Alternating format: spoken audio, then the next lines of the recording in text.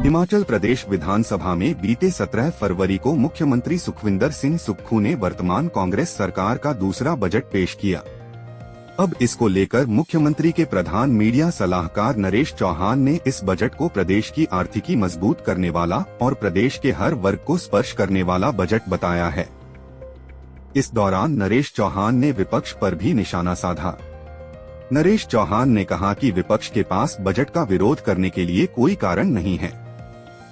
ऐसे में विपक्ष का इस बजट का विरोध करना उनकी केवल राजनीतिक मजबूरी है।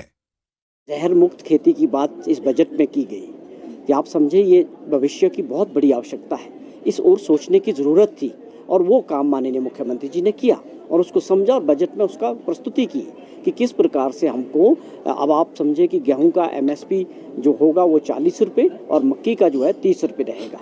तो ये अपने आप में ये कैसे फैसले हैं जो आने वाले समय में इसका बहुत बड़ा परिणाम, या ये समझे आप कि प्राकृतिक खेती को अगर हम आगे से अच्छे से आगे बढ़ा पाए तो कोई बड़ी बात नहीं कि देश के अंदर हिमाचल प्रदेश एक पहला राज्य बनेगा जो प्राकृतिक खेती से एक ब्रांड बनेगा देश के अंदर। तो ये ऐसे बड़े फैसले हुए हैं जिससे निश्चित तौर पे हमारे किसान भाइयों की भी आय बढ़ेगी और लोग अपने रूरल क्षेत्र में रह के अपना काम भी धंधा भी करेंगे और माइग्रेट नहीं होंगे रोजगार की तलाश में।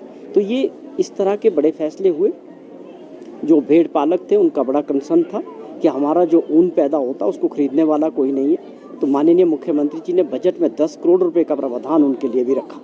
तो ये बहुत बड़े बड़े फैसले थे। मछली पालन का जो लोग जुड़े हैं, जो मछली पालन का काम करते हैं, उनके लिए भी इस बजट में प्रोत्साहित करने के लिए प्रावधान किया गया। तो ये सारी चीज़ें थी और वर्क थे। आप समझे कि पहली बार कुछ ऐसे फैसले हुए जो हमारी पुलिस फोर्स थी, आपके सामने है पिछली सरकार के समय किस प्रकार की परिस्थितियां बनी।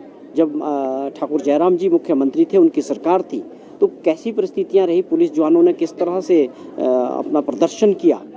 इस बात को माननीय मुख्यमंत्री जी ने 200 रुपये से जो डेली है वो 1000 रुपये की, ये ऐतिहासिक फैसले होते हैं कि 200 रुपये से सीधा 1000 रुपया बढ़ाया। तो उनमें बड़ी खुशी थी, बड़ा अच्छा माहौल था और एक बड़ा अच्छा फैसला किया, ये होना चाहिए था। उसी तरह से स्पोर्ट्स के क्षेत्र में अगर आप देखें कि जो स्पोर्ट्समैन हैं उनके लिए भी हर तरह से उनकी डाइट्स है, डेलीज है, उसको बढ़ाना, या जो लोग इंटरनेशनल पार्टिसिपेट करेंगे गेम्स में, चाहे ओलंपिक्स है, एशियाड है, सबके लिए किस प्रकार से जो मेडल जीत के आएंगे ओलंपिक्स में, उनका जो प्राइज़ मनी है उनको कितना बढ़ाया वो आपने देखा। 5 करोड़ तक कर दिया और 3 करोड़ कर दिया सिल्वर मेडल्स के लिए, 2 करोड़ ब्रॉन्ज मेडल के लिए। एक स्पोर्ट्स को बढ़ावा देने के लिए भी एक इस बजट में प्रावधान किया गया। उसके अलावा आप देखें जो हमारे सरकारी कर्मचारी जो भाई हैं उनकी जो समस्याएं थी, या जो हमारे पेंशनर्स थे उनकी जो कंसर्न थे काफ़ी समय से, पिछली सरकार में जिस प्रकार उनकी सारे ड्यूज़ थे, जो देनदारियाँ थी, चाहे 6th पे कमीशन की बात करें, सारी लाइबिलिटीज़ खड़ी थी। पिछले 5 सालों में जो सरकार थी भाजपा की, ठाकुर जयराम जी की अध्यक्षता में, उन्होंने इस वर्ग को कुछ भी उनकी देनदारियाँ सारी खड़ी रखी थी। लेकिन माननीय मुख्यमंत्री जी ने 4% DA देने के साथ साथ इस प्रकार बात की भी घोषणा की कि हम जो है 1 अप्रैल से आर्थिक परिस्थितियों के हिसाब से जो आपकी देनदारियाँ उसको भी देंगे, जो भी सरकारी कर्मचारी और पेंशनर्स की है। तो एक बहुत बड़ा फैसला किया।